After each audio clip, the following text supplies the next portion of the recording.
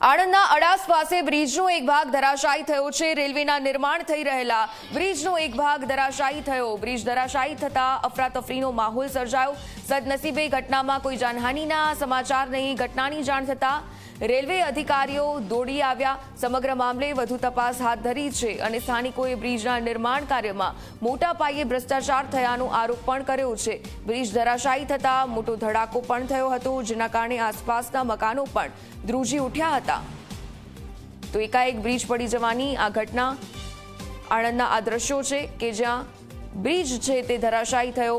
Railway વિભાગને તુરત જ જાણ કરવામાં આવી। સદનસીબે ઘટનામાં કોઈ જાનહાનિના સમાચાર નહીં। અત્યારે અહીંયા આણંદ તાલુકાના અડાસ મુકામે રેલવેનો જે ઓવરબ્રિજ બની રહ્યો હતો એનો એક પાર્ટ અત્યારે હાલ તૂટી ગયો છે તેવું જાણકારી મળેલી છે। પ્રાથમિક દ્રષ્ટિએ તપાસ કરતા જે અંડર કન્સ્ટ્રક્શન રેલવે બ્રિજ છે તે તૂટેલો જોવા મળે છે। કોઈપણ પ્રકારની જાનહાનિ થયેલ નથી તેવી પ્રાથમિક માહિતી મળેલ છે। આજે આ ઘટના લગભગ 7:15 થી 7:30ની વચ્ચે જ્યાં અત્યારે હાલમાં પુલ તૈયાર થઈ રહ્યો છે।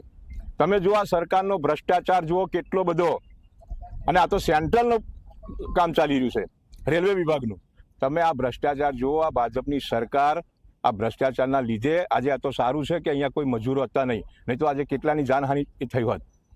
એટલે સરકારને કહેવા માંગીએ છીએ કે જ્યાં પણ આ કોન્ટ્રાક્ટરનું કામ થાય છે અને જે કંઈ કોન્ટ્રાક્ટરો કામ કરે છે પહેલું તો કોન્ટ્રાક્ટરોની જોડે કેટલું કમિશન લે છે આ સરકાર કમિશન ના લેતી હોય તો આ વસ્તુ બને જ નહીં।